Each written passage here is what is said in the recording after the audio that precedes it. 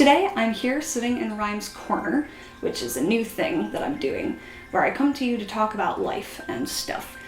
And before I get this actually started, I have to say, Star Wars. I know that my children are back here from Star Trek, especially Mr. Spock. Shh. If you guys are going to the new movie premiere, you should say something about it in the comments below. You can probably hear some noises like the sound of running water or the sound of footsteps happening from above. This is what happens when you live in an apartment. The water is not a typical thing, I suppose. It's the frogs. They have a filter, and Ollie's actually sitting on the filter. They love that thing. Keeps their water nice and clean. So if you hear that ambient sound of rushing water, just pretend like I have a stream running through my apartment or something. Today I am here to talk to you guys about identity and individuality. When I come to Rhyme's Corner, I'm going to be talking, actually the only reason I chose this corner is because it had good lighting. My landlord just changed my light bulb and it's been out for basically half a year. So I've been living in the dark for a long time, metaphorically and physically obviously. So this is a new thing. This is the best light. And I'm like, Rhyme's Corner, it makes so much sense. So yep, that's what's happening. What is identity? Identity is basically how you see yourself. Basically asking the question, who am I? Or what am I? In which case I'm an alien. Individuality is your uniqueness, what makes you set apart as an individual. Some important questions to ask when we're talking about identity and individuality is what kind of person am I? Another important question is what makes me who I am? What kind of person do I want to be? All of this, identity and individuality, can relate to cosplay. And you're probably gonna see that in a lot of these videos, I am trying to relate everything to cosplay, because number one, that's basically what I assume people came here for, but also because cosplay is a really big part of a lot of our lives. And I feel like having a good sense of identity and individuality helps to prevent a lot of discouragement or fear or jealousy in the cosplay community. Society has a huge impact on how we see ourselves. Consumerism is selling us products like clothing, makeup, etc.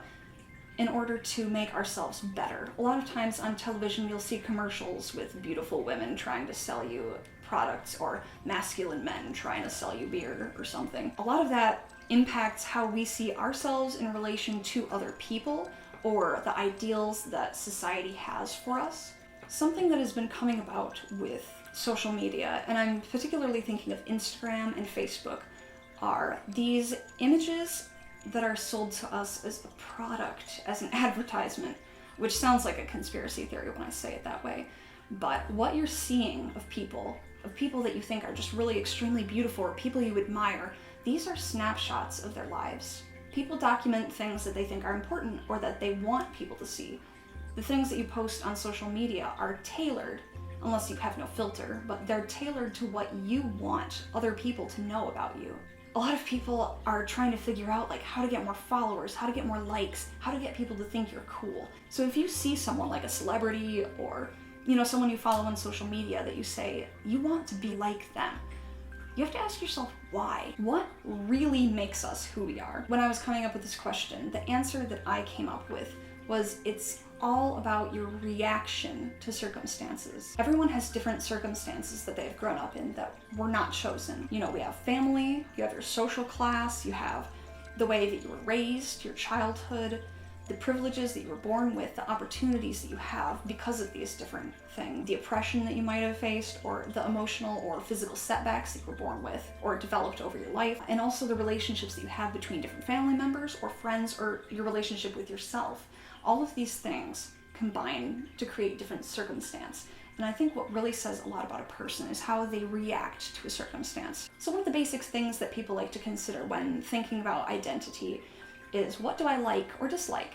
And this could be anything. Your interests, your hobbies, foods you like, certain situations that you like or dislike, or certain types of interaction that you like or dislike. Everyone has preferences. What do you do with these interests? And a lot of who you are is shown through the things that you do. If you don't like your identity because you're not good at something, then practice. Now that we're in the digital age, a lot of what we do can be shared with other people, which is the really exciting thing about technology.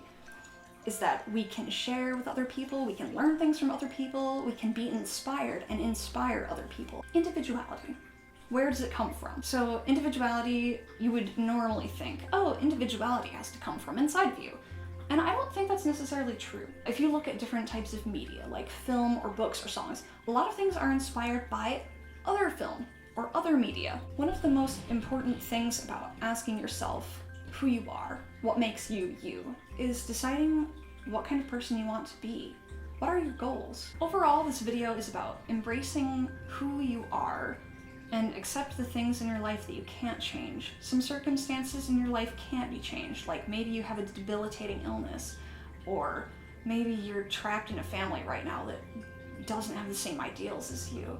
Accept these circumstances and you build yourself around them. Maybe you say, I don't want to be like my family was, or, that's not what I want for my life. People in any stage of their lives are not a final product. There is no final product. Your learning never stops. You keep changing as you get older, and if you don't know who you are now, hopefully someday you will know. A lot of the time when you're in life, when you are not dead, you're experiencing things that might make you question why you're doing things, why you're putting so much effort into something that's difficult. As Axis will say, I'm just an old lump of coal, but I'm gonna be a diamond someday. I know that's a song, she sings it well, it's really funny, but it's true. Like, people are a diamond in the rough. And maybe you don't want to be a perfect diamond, I don't know. Maybe you want to be a horse-shaped diamond or something. That's cool. That's who you're gonna be. And maybe you'll start making this horse-shaped diamond, but then you realize that it's actually a unicorn, and it was even better than you thought it was, and that's really exciting. Or maybe you are a unicorn and you just break the horn off because you're like, no, I reject my unicorn status. I'm gonna be a horse. Nay. I feel like I got off on a tangent there, and now I don't really know what I was talking about. Thanks for watching. I really hope that this made some actual sense, and maybe it was helpful to somebody. Or, it's very likely that it's just me overanalyzing everything and then making it into a big deal. But I don't know, I felt like I was having conflicts with who I thought I was or who I should be and what was happening in actuality. And so it made me take a step back and look at it and understand what exactly an identity is to a person and how it's not something that's forever. And that if we work at it, we can be the person that we want to be, even if our circumstances don't allow for it. We can sure as hell do our best. Thanks for watching, and join me next time in Rhyme's Corner when I betray my children and love Star Wars so much. I'm sorry.